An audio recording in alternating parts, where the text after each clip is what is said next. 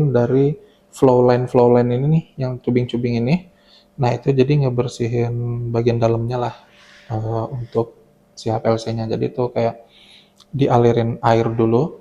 Jadi bagi yang user yang menggunakan HPLC-nya LPGE, nah itu semua cubingnya dimasukin dulu ke botol. Hai, selamat datang di Labmania Talk. Kayak dari instrumen HPLC sendiri ini, baiknya tuh dilakukan perawatan itu berapa kali, Pak? Untuk perawatan HPLC itu bagusnya itu kayak per 6 bulan diadain preventive maintenance bagusnya. Nah, itu untuk meningkatkan performance si alatnya. Nah, jadi kalau biasanya kalau alat yang nggak ada di maintenance selama 6 bulan tuh, nah itu bisa jadi kan, apalagi kalau yang labnya nggak proper ya. Jadi kan kayak walaupun kita udah apa namanya, udah ada rekomendasi lab yang bagus gimana untuk persyaratannya, mulai dari suhu, terus humidity-nya berapa, terus sama debunya ada apa enggak yang kayak gitu. Nah, jadi ada juga beberapa lab yang intensitas debunya itu masih tinggi tuh. Nah, jadi ketika di alatnya itu nanti untuk elektrikalnya itu bakalan banyak debunya tuh. Nah, kalau debunya itu kering aja nggak masalah, tapi karena numpuknya udah banyak nih, apalagi nanti kelembapan ruangannya itu ngelebihin 70% gitu humidity-nya.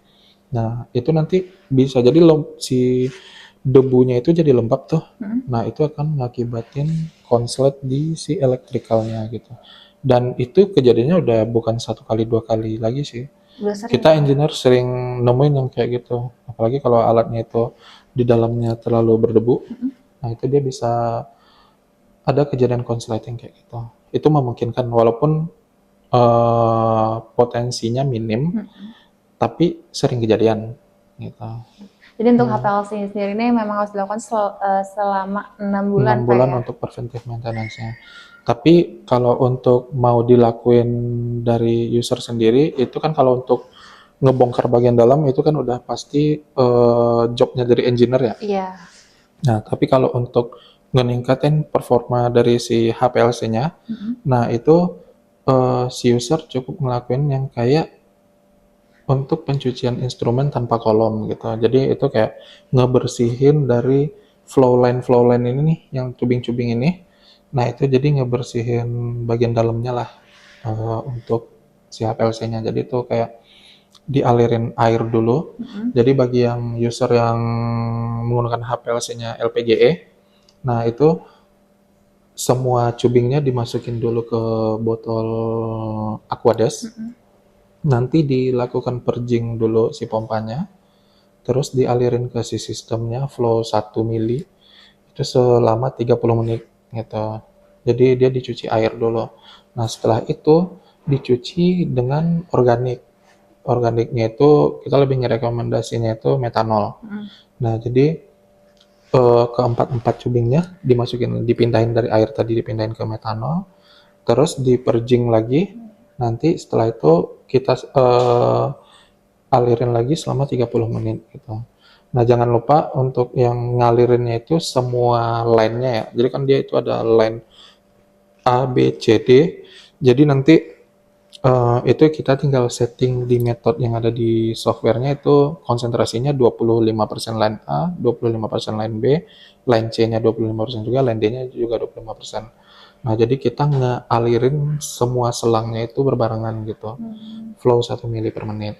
Nah, setelah itu, setelah dicuci sama metanol, nanti kalau misalkan si instrumennya masih jarang banget dilakuin cuci instrumen itu ya, nah nanti setelah metanol ditambah dengan isopropanol gitu.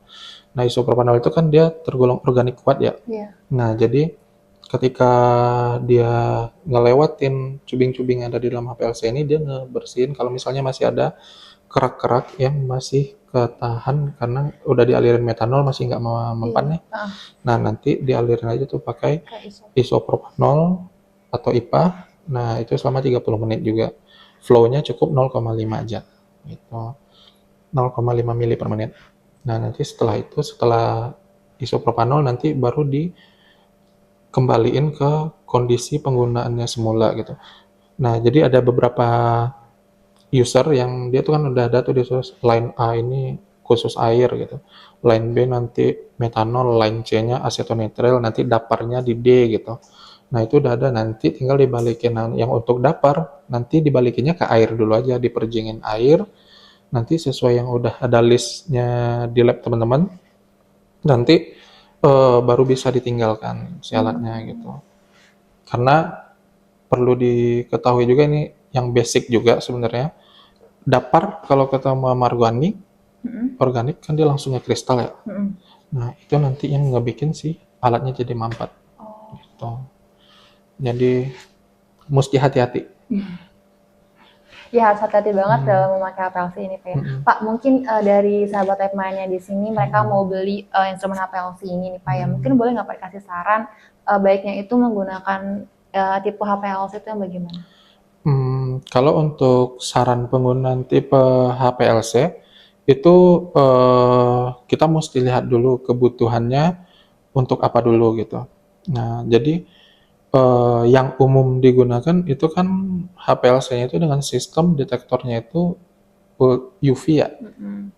Nah, jadi ada sampel yang dia itu nggak bisa di UV nih. Iya. Nah, jadi kita mesti lihat dulu kebutuhan dari customer-nya apa gitu. Apa namanya, terkait sampelnya apa gitu. Terus detektor yang dibutuhinnya apa gitu. Nah, itu emang harus diskusi dulu dengan pihak vendornya, bagusnya itu. Karena kalau sempat salah nih untuk masalah konfigurasinya, nah itu nanti bisa prosesnya bisa jadi lama banget tuh untuk pengembalian dan lain-lainnya gitu. Jadi bagusnya ketika user mau untuk membeli HPLC, nah itu bagusnya diskusi dulu sama pihak vendornya yang brand apa mau dipakai. Nah, nanti tinggal dikontakin masing-masingnya. Jadi kalau untuk brand Shimatsu itu sole agent-nya di Indonesia untuk Analytical Lab itu PT Ritek Jaya. Nah, itu cuma kita satu-satunya untuk megang Analytical Lab HPLC. Jadi di kita tuh selain HPLC ada juga GC, AAS, ICP gitu. Nah, itu eh, untuk brand Shimatsu itu masih kita yang pegang gitu. Itu yang Jadi mungkin jadi kalau teman-teman sahabat Lepmania di sini yang mau beli HPLC ini mungkin bisa ke PT Ritek Jaya Pak ya. iya, kalau untuk brand Shimatsu bisa ke PT Ritek Jaya. Oke, baik Pak. Tadi kan untuk dari yang Bapak jelaskan kan banyak Pak ya, dari mulai pengetahuan tentang bagiannya, terus gimana cara mengatasi dari kromatogramnya. Mungkin boleh Pak saran kepada teman sahabat Lepmania semua nih yang ingin meningkatkan kompetensi di bidang HPLC itu gimana Pak? Kalau untuk meningkatkan kompetensi di bidang HPLC sama pengetahuannya juga, nah kalau menurut saya pribadi sih itu ada 3 ya. Yang pertama itu secara mandiri. Nah, mandiri itu kita secara pribadi bisa ngelakuin dengan cara baca bukunya kah, buku analytical atau kita baca dari jurnal juga bisa. Nah, yang kedua itu dengan bantuan expert. Nah, dalam bantuan expert ini itu udah bisa dalam bentuk kita ikutin seminar atau ngikutin webinar. Nah, terus yang ketiga sih menurut saya dari yang kalau yang 2 ini itu kan biasa yang dilakuin sama masih pelajar atau mahasiswa nih. Iya. Nah, tapi kalau udah di dunia kerja menurut saya yang paling penting ini yang ketiga nih. Nah, yang ketiga itu adalah pelatihan sama workshop tuh. Nah, jadi untuk yang pelatihan sama workshop ini itu kenapa paling penting? Soalnya ini menurut saya yang paling banyak untuk meningkatkan kompetensi sama pengetahuan kita di alat nih. Soal kenapa? Karena ketika kita lagi pelatihan dan workshop itu kan pasti ada proses kita prakteknya tuh. Nah, ketika kita praktek di lapangan, ada kalanya itu yang kita lakuin nih udah sesuai sama teori nih. kita udah belajar, kita udah baca, kita udah ngikutin webinar dan lain-lain gitu. Nah, jadi secara teori, oh oke nih, kita udah mapan nih secara teori. Jadi ketika kita ngikutin praktek, ada kalanya halnya itu pas kita praktek di luar dari yang teori ini nih, kita udah ngelakuin semua halnya, tapi hasilnya nggak sesuai yang dikasih teori nih. Nah, itu kan namanya pengalaman ya. Iya, betul. Nah, jadi ketika kita praktek sendiri, oh kita tahu nih misalnya kayak pencampuran di manualnya cuma kasih tahu campurkan larutan A sama larutan B gitu. Ketika dicampurin aja langsung, ya udah hasilnya nggak sesuai ekspektasi kita nih. Nah, tapi ketika campurinnya dengan tambah diaduk atau dengan proses yang pelan-pelan gitu, oh ternyata hasilnya lebih bagus. Nah, jadi kita di situ bisa tahu tuh apa namanya, untuk ketika prakteknya itu yang di teori itu kadang-kadang ada juga bisa jadi ada miss-nya gitu. Dan cuma untuk teori ini itu kan sebagai acuan kita nih.